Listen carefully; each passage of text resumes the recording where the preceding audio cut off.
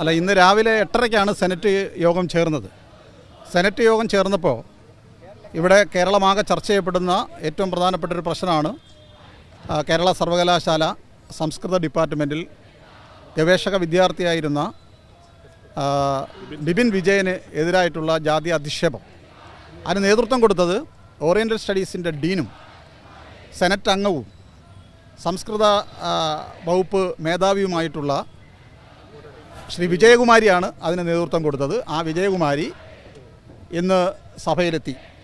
ഞങ്ങൾ ബഹുമാനപ്പെട്ട വൈസ് ചാൻസലറോട് പറഞ്ഞു, കേരളം എന്ന് പറയുന്ന ഈ നാട് വളർന്നത്, കേരളം നേടിയ സാമൂഹിക വളർച്ച, അതിൻ്റെ തുടക്കം കേരളത്തിൽ നടമാടിയിരുന്ന ജാതീയ അധിക്ഷേപങ്ങൾക്കും ഉച്ചനീചത്വങ്ങൾക്കും എതിരായി നടത്തിയ നവോത്ഥാന പോരാട്ടങ്ങളുടെ ഭാഗമായിട്ടാണ് കേരളം സാമൂഹിക വളർച്ച നേടിയത്. ആ കേരളത്തിന് അപമാനമാകുന്ന തരത്തിൽ മാത്രവുമല്ല, ഇന്ത്യയിൽ ഏറ്റവും ശ്രദ്ധിക്കപ്പെടുന്നൊരു സർവകലാശാലയായ കേരള സർവകലാശാലയുടെ പൊതു വളർച്ചയും മുന്നേറ്റവും തടസ്സപ്പെടുത്തുന്ന രീതിയിലാണ് ഈ സർവകലാശാലയിലെ ഒരു അധ്യാപികയായ, ഈ സഭയിലെ ഒരു അംഗമായിട്ടുള്ള ശ്രീ വിജയകുമാരിയുടെ ഭാഗത്തു നിന്ന് ഇത്തരത്തിലൊരു വീഴ്ച വന്നിട്ടുള്ളത്.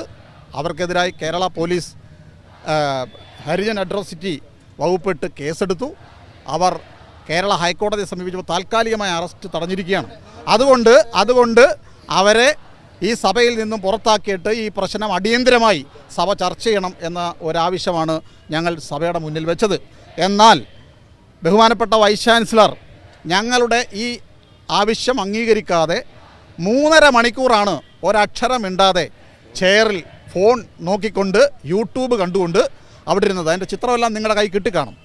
അങ്ങേയറ്റം ജനാധിപത്യ വിരുദ്ധമായിട്ടുള്ള, നിയമവിരുദ്ധമായിട്ടുള്ള, സർവകലാശാലയുടെ കീഴ്വഴക്കങ്ങൾക്കും ചട്ടങ്ങൾക്കും എതിരായി കഴിഞ്ഞ കുറേ നാളുകളായി പ്രവർത്തിക്കുന്ന വൈസ് ചാൻസലർ ഇന്നും കേരളമാകെ പൊതുവായി പ്രതിഷേധിക്കുന്ന ഒരു വിഷയത്തിന്മേൽ അതേ നിലപാട് തന്നെ എടുക്കുകയാണ് ചെയ്തത്. മാത്രമല്ല, നിങ്ങൾക്ക് അതിൻ്റെ വീഡിയോസൊക്കെ കിട്ടിക്കാണും. ഇന്ന് ഈ സഭയിൽ ഈ ജാതി അധിക്ഷേപത്തിന് നേതൃത്വം കൊടുത്ത, ഈ ജാതി വെറിയുടെ ഉത്തരവാദിയായിട്ടുള്ള ഈ ടീച്ചർ ഈ സഭയിൽ ഓടി നടന്നൊരു ക്യാമറാമാനെ പോലെ ഞങ്ങൾ സംസാരിക്കുന്ന ശരിയായ ആവശ്യം എല്ലാം റെക്കോർഡ് ചെയ്തുകൊണ്ട് ഈ സെനറ്റിലെ ഭൂരിപക്ഷം അംഗങ്ങളെയും ഭീഷണിപ്പെടുത്തുന്ന, അല്ലെങ്കിൽ ഒരു ക്രമസമാധാന പ്രശ്നം ഉണ്ടാക്കാൻ വേണ്ടിയിട്ടുള്ള ഒരുപാട് പ്രവർത്തികളാണ് ഇന്ന് അവിടെ നടത്തിയത്. ഞങ്ങൾ പറഞ്ഞു രജിസ്ട്രാറോട്, ഞങ്ങൾ പറഞ്ഞു സർവകലാശാല വൈസ് ചാൻസലറോട്, ഇത് ശരിയല്ല, സഭയിൽ ഇത് റെക്കോർഡ് ചെയ്യണമെന്നുണ്ടെങ്കിൽ ഔദ്യോഗികമായി ഇവിടെ ആളിനെ ഏർപ്പെടുത്തിയിട്ടുണ്ട്, അവരാണത് ചെയ്യേണ്ടത്. എന്നാൽ ബഹുമാനപ്പെട്ട വൈസ് ചാൻസലറും രജിസ്ട്രാറും ഇത് അംഗീകരിക്കാതെ അവർക്ക് അനസ്യൂതം ഇത്രയും കേരളത്തിൻ്റെ പൊതു സാംസ്കാരിക ബോധത്തെ വെല്ലുവിളിക്കുന്ന രീതിയിലാണ് സഭയെ പെരുമാറിയത്. നടന്നില്ല. ഞങ്ങൾ പറഞ്ഞത് ഞങ്ങളുടെ ആവശ്യം ഇതായിരുന്നു, ഇവരുടെ ഡീൻഷിപ്പ് റദ്ദ് ചെയ്യണം. തെറ്റായ റൊട്ടേഷനിലൂടെയാണ് ഇവരെ ഗവർണർ സെനറ്റിലേക്ക് നോമിനേറ്റ് ചെയ്തത്, അത് റദ്ദ് ചെയ്യണം. മാത്രവുമല്ല, ഇവർക്കെതിരായി സർവകലാശാല ക്രിമിനൽ കേസ് കൊടുക്കണം പോലീസ് സ്റ്റേഷനിൽ. കാരണം 31-ാം തീയതിയാണ് ബിപിൻ വിജയൻ ഈ പരാതി രജിസ്ട്രാർക്ക് കൊടുത്തിരിക്കുന്നത്, വൈസ് ചാൻസലർക്ക് കൊടുത്തിരിക്കുന്നത്. സ്വാഭാവികമായി എത്രയോ ദിവസം കഴിഞ്ഞു. ഇങ്ങനെയൊരു ഗൗരവമുള്ളൊരു പ്രശ്നം മുമ്പിൽ വരുമ്പോൾ സർവകലാശാല തനതായി ഇത് പരിശോധിക്കുന്നതോടൊപ്പം തന്നെ അപ്പോഴേ ആ പരാതി പോലീസിന് കൈമാറിയില്ല, മാറാതെ ഇത് വെച്ചുകൊണ്ടിരുന്നു. പൊതുസമൂഹം കേരളത്തിൽ ഈ വിഷയം ചർച്ച ചെയ്യപ്പെട്ടപ്പോഴാണ് ഇപ്പോൾ, എന്നിട്ടും അതിന്മേലൊരു നടപടി എടുത്തിട്ടില്ല. അതുകൊണ്ട് സിൻഡിക്കേറ്റ് ഇതെല്ലാം പരിശോധിക്കണം. ഇവർക്കെതിരായി പോലീസിൽ സർവകലാശാല പരാതി കൊടുക്കണമെന്നൊരു ആവശ്യവും ഞങ്ങൾ ഉന്നയിച്ചു. ഇതൊന്നും അംഗീകരിക്കാൻ തയ്യാറായില്ല. അല്ല, ഞങ്ങൾ പ്രതിഷേധിച്ചുകൊണ്ട് ഞങ്ങൾ ഈ ആവശ്യം ഉന്നയിച്ചുകൊണ്ടിരിക്കുകയായിരുന്നു ചെയറിനോട്. പക്ഷേ ചെയർ മുഖവിലയ്ക്ക് എടുക്കുന്നില്ല, മിണ്ടുന്നില്ല. 3.5 മണിക്കൂറായി ഒരക്ഷരം മിണ്ടാതെ ഇപ്പോൾ ഇറങ്ങിപ്പോവുകയാണ് ചെയ്തത്.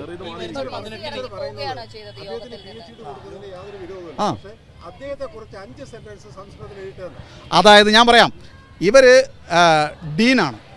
ഡീന് ഈ PhD കൊടുക്കുന്നതിനകത്ത് ഒരു അവകാശവും ഇല്ല. കാരണം അവർ വെറൊരു ഒബ്സർവറായി മാത്രം ഇരിക്കുക എന്നുള്ളതാണ്. ഈ കുട്ടിയുടെ ഗൈഡുണ്ട്, സ്റ്റേറ്റിൽ നിന്ന് പുറത്തുള്ള ഉത്തർപ്രദേശിലുള്ളൊരു സർവകലാശാല, മറ്റൊരു സർവകലാശാല, 2 എക്സ്പെർട്ടുകളാണ്. അതിനകത്ത് ഉത്തർപ്രദേശിലെ പ്രയാഗ് സർവകലാശാലയിലെ അധ്യാപകനാണ് ഇതിൻ്റെ ചെയർമാൻ. അവർ 2 പേര് സ്റ്റേറ്റിൽ നിന്ന് പുറത്തുള്ളവരുണ്ട്. ഈ കുട്ടിയുടെ ഡീൻ ഡോക്ടർ ഷൈല, മുൻ സംസ്കൃത വകുപ്പ് മേധാവി, ഇവർ 3 പേരുമാണ് PhD കൊടുക്കാൻ റെക്കമെൻഡ് ചെയ്തത്. അപ്പോൾ ഇവർ അതിനെ എതിർക്കേണ്ട കാര്യമില്ല. കാരണം ഇവർ അവിടെ നീതിപൂർവ്വം കാര്യം നോക്കുന്നത് ഒബ്സർവ് ചെയ്താൽ മതി. ഒരു ലെറ്ററും ഒപ്പിടാൻ ഇവർക്ക് റൈറ്റ് ഇല്ല. പക്ഷേ അത് ഇല്ലാത്ത അധികാരം ഉപയോഗിച്ചുകൊണ്ടാണ് ഇത്രയും വിവാദമായി. അതായത് എൻഫിലിൻ്റെ സമയത്ത് ഈ ബിപിൻ വിജയൻ്റെ ഗൈഡ് ഈ വിജയകുമാരി ടീച്ചറായിരുന്നു. അന്ന് ഇവർ ബിപിനോട് പറഞ്ഞത് സംസ്കൃതം പഠിക്കാനും പഠിപ്പിക്കാനും ബ്രാഹ്മണർക്ക് മാത്രമേ കഴിയുള്ളൂ, അവരെ കൊണ്ടേ കഴിയുള്ളൂ. ദളിതർ ഈ ഭാഷ കൈകാര്യം ചെയ്താൽ അത് അശുദ്ധമാകും. അതിന് ചോദ്യം ചെയ്തു ബിപിൻ. അന്ന് മുതൽ തുടങ്ങിയ വിരോധമാണ്. എന്നാൽ അന്ന് ഇവർക്ക് എംഫിൽ നിഷേധിക്കാൻ കഴിഞ്ഞില്ല. അങ്ങനെ ഒരു അന്തരീക്ഷം ആയിരുന്നില്ല അന്ന് കേരള സർവകലാശാലയിൽ. അന്ന് അവരെ എതിർത്താൽ കൂടുതൽ വില കൊടുക്കേണ്ടി വരുമെന്ന് അവർക്കറിയാം. അന്നത് ചോദ്യം ചെയ്തില്ല. ഇന്ന് ഇവരുടെ എല്ലാ നിയമവിരുദ്ധ പ്രവർത്തനങ്ങൾക്കും കൂട്ടി നിൽക്കുന്ന ഒരു വൈസ് ചാൻസലറുണ്ട്, ഇവരെ സഹായിക്കുന്ന ഒരു ചാൻസലറുണ്ട്. ആ സാഹചര്യത്തിൽ അവർ ഇവിടെ ഉത്തരേന്ത്യയിലെ പല സർവകലാശാലകളിലും നടക്കുന്നത് പോലെ കേരള സർവകലാശാലയിലും മനുസ്മൃതി നടപ്പിലാക്കാം, അല്ലെങ്കിൽ ജാതിവെറി നടപ്പിലാക്കാം എന്ന ധാരണയുടെ ഭാഗമായിട്ടാണ് അവർ ഇപ്പോൾ ഇത് ചെയ്തത്. അത് കേരളത്തിൽ നടക്കില്ല. കേരളം നേടിയ സാമൂഹിക വളർച്ച ഈ ഉച്ചനീചത്വങ്ങൾക്കെതിരായിട്ടുള്ള പോരാട്ടങ്ങളിലൂടെ നേടിയതാണ്. അല്ലാതെ ആരും കൊണ്ട് നമ്മുടെ കൈത്തണ്ടയിൽ വെച്ചതല്ല. നിരന്തരമായ പോരാട്ടങ്ങളിലൂടെ, നിരന്തരമായ പ്രക്ഷോഭങ്ങളിലൂടെ നമുക്ക് മുമ്പേ കടന്നുപോയ നവോത്ഥാന സാമൂഹിക പരിഷ്കരണ പ്രസ്ഥാനത്തിൻ്റെ നേതാക്കന്മാർ അനേകായിരങ്ങൾ ഒന്നിച്ചു നിന്ന് പോരാടി നേടിയെടുത്തതാണ് കേരളത്തിൻ്റെ ആധുനികമായ വളർച്ച. ആ വളർച്ചയെ പിറകോട്ടടിപ്പിക്കാൻ ആര് ശ്രമിച്ചാലും ഈ കേരളത്തിൽ നടക്കില്ല. കേരള സർവകലാശാലയിൽ പ്രത്യേകിച്ച് നടക്കില്ല. സിൻഡിക്കേറ്റ് കൂട്ടെ, ബാക്കിയുള്ള കാര്യങ്ങൾ ഞങ്ങൾ പിന്നാലെ ആലോചിക്കും. സ്ഥിരം അത് പുള്ളിയുടെ സ്ഥിരം പരിപാടിയാണല്ലോ, ഇറങ്ങിപ്പോവുക, കുറേ നേരം വെയിറ്റ്. ഇപ്പോൾ കഴിഞ്ഞ സിൻഡിക്കേറ്റ് നിങ്ങൾക്ക് അറിയാലോ, ഒരു അജണ്ടയാണ് ചർച്ച ചെയ്തത്. ഒരു അജണ്ട ചർച്ച ചെയ്ത് കൺക്ലൂഡ് ചെയ്യാതെ 9.5 മണിക്കൂർ സിൻഡിക്കേറ്റ് യോഗത്തിൽ ഇരുന്നിട്ട് ഇറങ്ങിപ്പോവുകയാണ് ചെയ്തത്. അതേ നടപടിയാണ് ഇവിടെ എടുത്തത്. അദ്ദേഹത്തിൻ്റെ സ്ഥിരം പരിപാടി ഇതാണ്. ഏതെങ്കിലും ഒരു മീറ്റിംഗ്, അത് സിൻഡിക്കേറ്റും സെനറ്റും ഒന്നൊന്നുമല്ല, ഏതൊരു ഒരു ചെറിയ സബ് കമ്മിറ്റി ആയാൽ പോലും അദ്ദേഹം വന്നിരുന്നിട്ട് അദ്ദേഹത്തിൻ്റെ കുറേ കാര്യങ്ങൾ പറയും, എന്നിട്ട് അജണ്ട പൂർത്തീകരിക്കുമ്പോൾ ഇറങ്ങിപ്പോകുന്ന ഒരു ശൈലിയാണ് പുള്ളിയർക്കുള്ളത്. ആ ചാൻസലർ വരുമെന്നാണ് പറഞ്ഞിരുന്നത്. ചാൻസലർ വന്നില്ല. ചാൻസലർ വന്നിരുന്നു എന്നുണ്ടെങ്കിൽ ഈ ജനാധിപത്യ വിരുദ്ധത ഞങ്ങൾ അദ്ദേഹത്തോട് പറയാനായിട്ടിരിക്കുകയായിരുന്നു. അദ്ദേഹം ഇന്ന് വന്നിട്ടില്ല. അല്ല, സിൻഡിക്കേറ്റ് പരിശോധിക്കുമല്ലോ. സിൻഡിക്കേറ്റ് യോഗത്തിൽ ഈ വിഷയം വന്നാൽ പരിശോധിക്കും, ആവശ്യമായ തീരുമാനം എടുക്കുകയും ചെയ്യും, ഒരു തർക്കമില്ല. പക്ഷേ സർവകലാശാലയുടെ ആക്റ്റും സ്റ്റാറ്റ്യൂട്ടും അനുസരിച്ച് പ്രവർത്തിക്കേണ്ട അതോറിറ്റീസിനോട് ഈ താൽക്കാലിക വൈസ് ചാൻസലർ കുറേ നാളായി എടുക്കുന്ന നിയമവിരുദ്ധമായ ജനാധിപത്യ വിരുദ്ധമായ സമീപനത്തെ സംബന്ധിച്ച് ഞങ്ങൾ നിങ്ങളോട് പലതവണ പറഞ്ഞിട്ടുണ്ട്. അക്കാഡമിക് കൗൺസിൽ നമ്മുടെ ഈ കേരള സർവകലാശാലയുടെ അക്കാഡമിക് മേഖലയിൽ ഏറ്റവും അവസാന വാക്കാണ്, ഏറ്റവും വലിയ ജനാധിപത്യ വേദിയാണ്. അവിടെയാണ് ഈ സർവകലാശാലയിൽ എടുക്കേണ്ട എല്ലാ അക്കാദമിക് തീരുമാനങ്ങളും എടുക്കേണ്ടത്. കൂടിയിട്ട് 1 വർഷം കഴിഞ്ഞു. അവസാനമായി കൂടിയത് ഫെബ്രുവരി 16-നാണ്. അത് പിന്നീട് രണ്ടാമത് വിളിക്കേണ്ടത് ഓഗസ്റ്റ് മാസം 16-നാണ് വിളിച്ചത്. അന്ന് കൂടിയില്ല. പിന്നീട് ഇതുവരെ ആ യോഗം ചേർന്നിട്ടില്ല. അക്കാഡമിക് കൗൺസിൽ 8-9 മാസമായി കൂടുന്നില്ല. ഈ സർവകലാശാല എങ്ങനെ മുന്നോട്ട് പോകും? സെനറ്റ് കൂടുന്നില്ല. ഈ സെനറ്റ് തന്നെ വിളിച്ചത് നിയമവിരുദ്ധമായിട്ടായിരുന്നു. നവംബർ 1-ന് പ്രതിഷേധം വ്യാപകമായി വന്നപ്പോഴാണ് എൻ്റെ ഇടയ്ക്കൂടൊരു സെനറ്റ് വിളിച്ച് അതിനെ കവർ ചെയ്തത്. ഈ നിലയ്ക്ക് സിൻഡിക്കേറ്റ് കൂടുന്നില്ല, തീരുമാനം എടുക്കുന്നില്ല. കേരള സർവകലാശാലയുടെ ചരിത്രത്തിൽ ആദ്യമായിട്ടാണ് ഒരു സിൻഡിക്കേറ്റ് യോഗം ചേർന്നിട്ട് PhD കൊടുക്കാഞ്ഞത്. അറിയോ? നിങ്ങൾ കഴിഞ്ഞ സിൻഡിക്കേറ്റ് യോഗം കോടതിയുടെ ഒബ്സർവേഷനിലാണ് നടന്നത്. വീഡിയോ റെക്കോർഡിംഗ് ഉണ്ട്, നിങ്ങൾ പരിശോധിക്കൂ. അതിനകത്ത് എന്ത് തീരുമാനം എടുത്തു? ഒരു അജണ്ടയാണ് ചർച്ച ചെയ്തത്, അത് കൺക്ലൂഡ് ചെയ്തോ? അതിനകത്ത് ഒപ്പിട്ടോ? സിൻഡിക്കേറ്റിൻ്റെ പൊതുവായ തീരുമാനം നടപ്പിലാക്കാൻ ഇദ്ദേഹം തയ്യാറായോ? നമ്മുടെ മുമ്പിലുണ്ടല്ലോ, കോടതി ഞങ്ങൾ സബ്മിറ്റ് ചെയ്യാനായിട്ടിരിക്കുകയാണ്. ഇതെല്ലാം കോടതി ആവശ്യപ്പെട്ടിട്ടുണ്ട്. അവിടെ എന്ത് ബഹളം നടന്നു? സമാധാനപരമായിട്ടാണ് സംസാരിച്ചത്. ഇന്നും ഞങ്ങൾ സമാധാനപരമായിട്ടാണ് പറഞ്ഞത്. ജനാധിപത്യ ബോധമുള്ള ഒരു വൈസ് ചാൻസലറാണെന്നുണ്ടെങ്കിൽ ശരി. കേരളമാകെ നടക്കുന്ന ഒരു പ്രശ്നമാണ്, കേരളത്തിലാകെ വികാരപരമായി പടർന്നു പിടിക്കുന്ന ഒരു സാമൂഹിക പ്രശ്നം തന്നെയാണിത്. അത് നമുക്ക് ചർച്ച ചെയ്യാം, ചർച്ച ചെയ്ത് ആവശ്യമായ തീരുമാനം എടുക്കാമെന്ന ജനാധിപത്യപരമായ സമീപനം സ്വീകരിക്കേണ്ട വൈസ് ചാൻസലർ പകരം ഈ ക്രിമിനൽ കേസിൽ പ്രതിയായ അധ്യാപികയെ അവിടെ മൊത്തം ഓടി നടന്ന് വീഡിയോ എടുക്കാൻ വേണ്ടിയിട്ട് സഹായിക്കുകയാണ് ചെയ്തത്. നിങ്ങൾ പരിശോധിച്ചോ ആ വീഡിയോ? ഇപ്പോൾ കിട്ടിക്കാണുമല്ലോ.